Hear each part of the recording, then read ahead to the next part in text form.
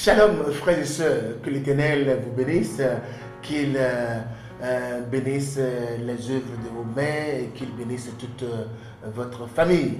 Nous sommes reconnaissants envers le Seigneur toutes les fois. Le moment arrive, le jour arrive, pour que nous venions devant vous pour nous enregistrer. Et il y a des gens qui nous font rire derrière les caméras, mais pourquoi pas, et nous pouvons rire. Que le Seigneur vous bénisse. Alors aujourd'hui, je suis encore devant vous. Comme les autres jours pour me faire enregistrer. Nous allons certainement aller en profondeur dans le thème qui nous occupe depuis un moment. Et j'espère que dans vos 4G, dans vos ordinateurs, que les messages qui passent ne trouvent pas un certain garage. Non, ne le faites pas. Ne le faites pas. Nous vous encourageons à partager les liens, à faire connaître l'œuvre que le Seigneur est en train de faire. En tout cas, du moins, si cela vous bénit, si ce ministère vous bénit, alors pourquoi vous ne le ferez pas jouir à d'autres personnes encore pour que le Seigneur puisse habiter plusieurs cœurs. Merci à vous qui restez fidèles. Merci à vous qui en parlez autour de vous. Merci à vous qui aimez la parole. Le Seigneur a encore de grandes choses à faire avec nous parce que nous ne sommes pas à la fin. Aujourd'hui, je viens à vous et que pouvons-nous faire sans la prière? Nous allons prier d'abord et puis je reviendrai derrière. Seigneur, nous voulons reconnaître sur nous ta Seigneurie. Tu es l'alpha et l'oméga de nos vies. Tu es l'alpha et l'oméga de tout ce que nous faisons, de tout ce qui nous regarde, de cet enregistrement, de tout ce qui sera dit durant l'enregistrement, de tout ce qui sera compris aussi par les amis, les frères qui vont visualiser les vidéos, maintenant ou plus tard. Seigneur, rends nos ministères aujourd'hui et rends nos ministères demain. Utilise Seigneur ceci pour glorifier ton nom. Donne-nous Seigneur d'être déjà satisfaits parce que nous nous laissons utiliser par toi. Et c'est déjà pas mal parce que c'est grand de se laisser utiliser Seigneur par toi. Que ton nom soit béni. C'est au nom puissant de notre Seigneur Jésus nous avons prié. Amen. Alors aujourd'hui, je viens à vous et pourquoi pas, et nous allons lire notre première lecture et puis je vous reviendrai et je vous proposerai un thème qui va retenir notre attention. Alors, allons sans plus tarder, vous avez vos Bibles. Il y a des gens qui écoutent sans leur Bible, mais ça aurait été encore mieux si en voulant visualiser la vidéo, tu as ta Bible. C'est vrai que l'écriture va s'afficher, mais bon, ça présage un certain sérieux, tu vois, quand tu te prépares pour écouter et regarder et te préparer avec les outils qu'il faut. Ton carnet, j'ai reçu le témoignage de quelqu'un qui a dit quand lui il écoute, quand il veut écouter, il a toujours un calepin, il prend note et il suit ça à la lettre, c'est formidable. Parce qu'il a fait quelque part un résumé de plusieurs vidéos, c'était nickel. Que le Seigneur nous donne la grâce qu'il lui a faite. Amen. Alors, allons dans Acte 18. Acte 18, je lis à partir du verset 1. Après cela, Paul partit d'Athènes et se rendit à Corinthe. Il y trouva un juif du nom d'Aquilas, originaire du Pont, qui venait d'arriver d'Italie avec sa femme Priscille. Dans d'autres versions, c'est Prisca. Parce que Claude avait ordonné à tous les Juifs de quitter Rome. Il se lia avec eux, comme il avait le même métier. Comme il avait le même métier, il resta chez eux et ils travaillaient ensemble. Ils étaient fabricants de tentes. Alors, je vais vous lire une autre écriture rapidement, Acte 26. Allons dans Acte 26, je vais lire le verset 24. Acte 26, le verset 24. Alors, j'espère que Ça va se faire rapidement, oui. Alors qu'il parlait ainsi pour sa défense, Festus dit à haute voix, tu es fou, Paul. Ton grand savoir te fait déraisonner. Alors, nous sommes en train de voir, parce que Paul nous dit, soyez mes imitateurs. En quoi pouvons-nous imiter Paul aujourd'hui? Je viens à vous avec ce thème, comment concilier le ministère et la profession. Comment concilier le ministère et la profession. D'accord? Alors, Paul était un érudit. Alors Festus va lui dire, ton grand savoir te rend fou. Donc, académiquement, Paul était quelqu'un de très bon. Paul était très lettré, très instruit. Très instruit. D'accord? Très instruit. Alors, cela ne l'a pas empêché d'avoir une profession. Non. Cela n'a pas empêché d'avoir une profession, de savoir faire quelque chose avec ses deux mains. Vous allez me dire, mais n'était-il pas apôtre? Bien sûr. N'était-il pas serviteur de Dieu? Bien sûr. N'était-il pas évangéliste? Bien sûr. Mais cela n'a pas empêché de continuer à exercer sa profession. Gloire à Dieu. Vous savez, si nous voulons imiter Paul, nous devons le regarder de près. Nous devons le regarder de près. Parce que beaucoup de personnes peuvent dire, bon voilà, on est dans le ministère. Nous sommes tous dans le ministère. Il ne faut pas te tromper. Ne pense pas que seulement les pasteurs sont dans le ministère. Tout le monde est dans le ministère. Tout le monde. Tout enfant de Dieu est dans le ministère. Qu'il le sache ou pas.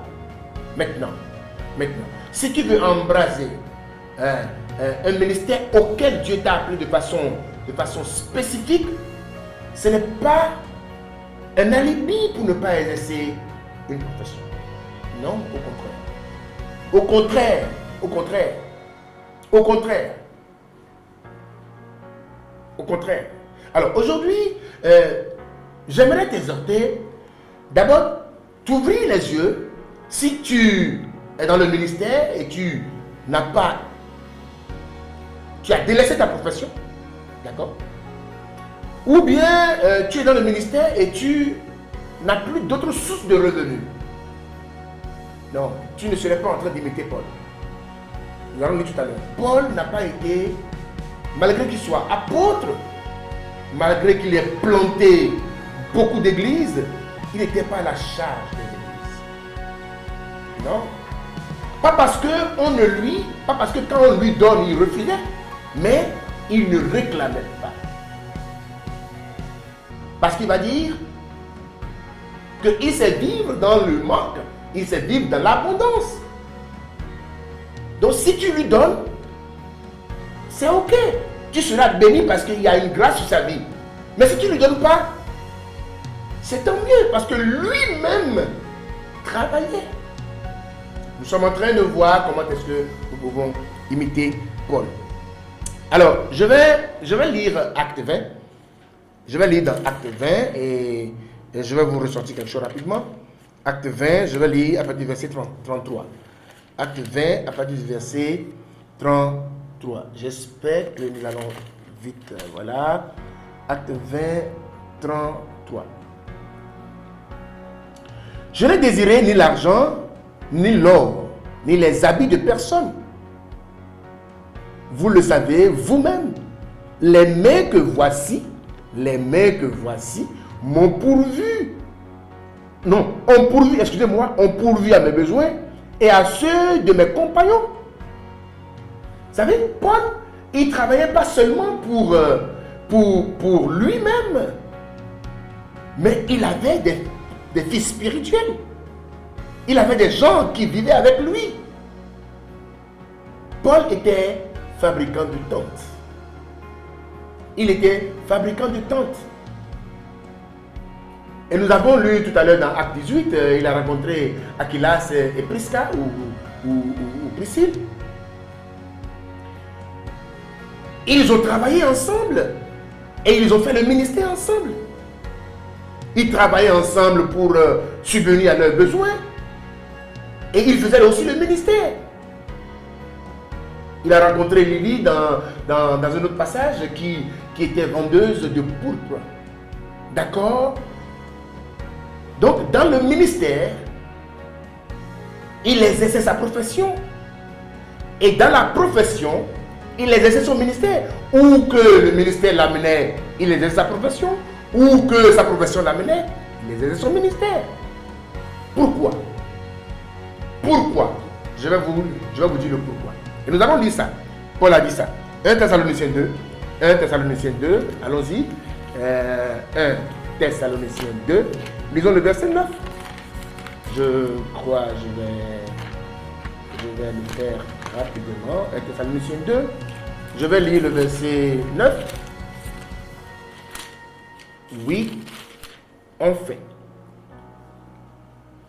1 Thessaloniciens. Wow.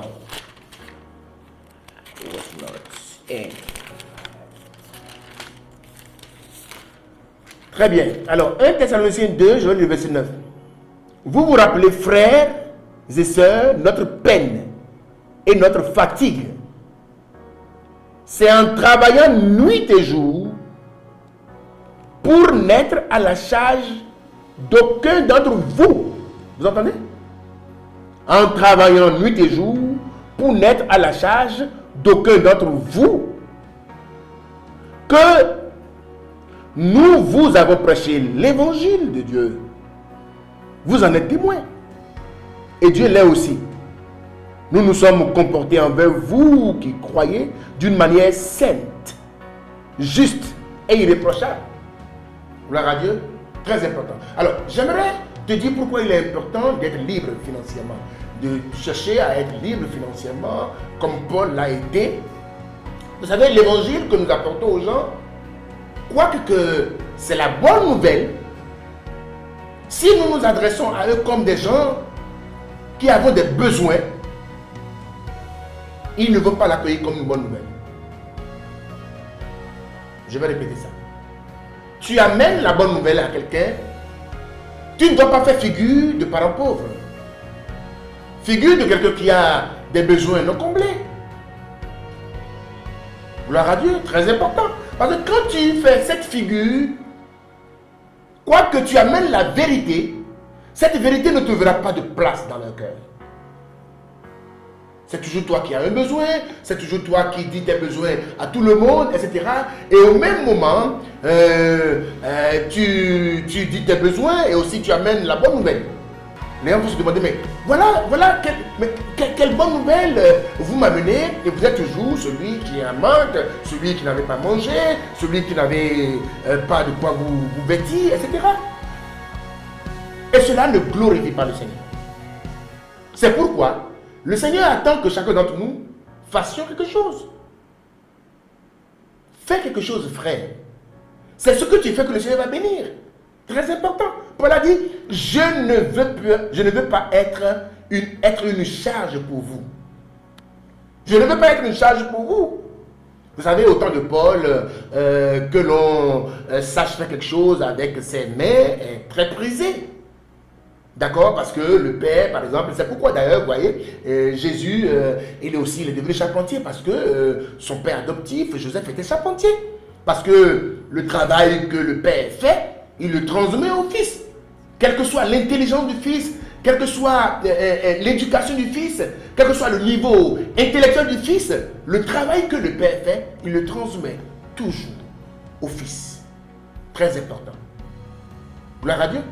Donc, et voilà. Et je vais vous lire un dernier passage parce que nous voulons faire de courtes vidéos. On s'est entendu là-dessus. 1 Corinthiens 9. 1 Corinthiens 9. Je vous encourage à lire tout 1 Corinthiens 9, mais je ne vais pas tout lire parce qu'on n'a pas de temps à cela. Nous n'avons pas de temps à cela et j'espère aussi que voilà. Alors je vais lire tous les versets me plaisent, mais je vais lire le verset 18. D'accord? Quelle est donc ma récompense? C'est d'offrir gratuitement l'évangile de Christ que j'annonce sans faire usage de mon droit de prédicateur de l'évangile. Ce verset, si vous ne lisez pas tout le chapitre, vous n'allez pas comprendre ce verset. Donc je vais paraphraser. Gloire à Dieu. Paul est en train de dire à l'église de Corinthe que lui, Paul, il ne réclame pas ce que l'église lui doit. Parce qu'il est dit que celui qui travaille, l'ouvrier qui travaille mérite son salaire, et l'ouvrier qui travaille au temple mérite de manger au temple. Et Paul va dire que lui, par contre, il ne réclame rien du tout. Pourquoi il a pu dire ça? Parce qu'il avait un travail. Mais là, il a dit ici qu'il a une récompense. La récompense se situe dans le fait de faire le travail sans réclamer son dû. Alléluia, très important. C'est-à-dire qu'on doit lui payer quelque chose, d'accord? Exemple, on doit lui payer peut-être une somme chaque fin du mois. D'accord? Et au lieu qu'il réclame cela, il ne réclame pas. Il dit que c'est un privilège pour lui. C'est une grâce pour lui de faire le travail pour lequel on devrait le payer gratuitement. C'est une... Je n'aurai pas le temps d'en parler parce que c'est du lourd que Paul a sorti là. Mais je vais finir par là. Peut-être que prochainement je vais y venir. Posément. Posément. En parlant de certains versets qui sont en haut, qui vont nous intéresser, qui vont nous édifier. Il dit, il me plaît de garder ce privilège. Il me plaît d'être celui qui ne réclame pas son dû. J'ai prêché l'évangile, je vous ai enseigné. Il dit, mais si je vous ai transmis des ressources spirituelles, est-ce que c'est trop demandé de ma part que vous me donniez une partie de vos ressources matérielles? Non, pas du tout. Ce n'est pas trop demandé. Pourtant, il ne le fait pas. Pourquoi? Parce qu'il avait la capacité de se suffire. Parce qu'il faisait les tentes et le Seigneur bénissait l'œuvre de ses mains. Que le Seigneur vous bénisse. N'oublie pas que quand tu te dis je suis très occupé à évangéliser, ce n'est pas une raison pour que tu n'aies pas une structure d'affaires. Quelque chose qui te rapporte de l'argent. Et ne pense pas que croire que tu es très pris dans ton entreprise est un alibi pour toi, pour que tu ne fasses pas l'œuvre de Dieu. Très important. Parce que toi et moi, nous voulons imiter Paul. Que le Seigneur te bénisse. Prions. Seigneur, nous voulons te rendre grâce pour cette opportunité que tu viens de nous accorder. Seigneur, Paul a dit, soyez mes imitateurs comme je le suis de Christ. Et nous voulons l'imiter. Et voilà le point sur lequel, Seigneur, tu as attiré notre attention aujourd'hui. Est-ce que nous avons des raisons de ne pas te servir parce que nous croyons très occupés dans nos entreprises? Non. Non, pas du tout. Est-ce que nous pouvons dire nous sommes très occupés à évangéliser, à faire des choses spirituelles et nous ne pourrons plus rien faire de l'autre côté pour générer des ressources financières? Non, parce que tu en as besoin pour venir. Seigneur, nous voulons te soumettre les deux afin que tu nous aides à concilier les deux. Fais-le pour ta gloire. Fais-le pour nous bénir et pour montrer aux hommes, pour montrer au monde que c'est toi notre ressource, c'est toi notre richesse. C'est au nom puissant de notre Seigneur Jésus que nous avons prié.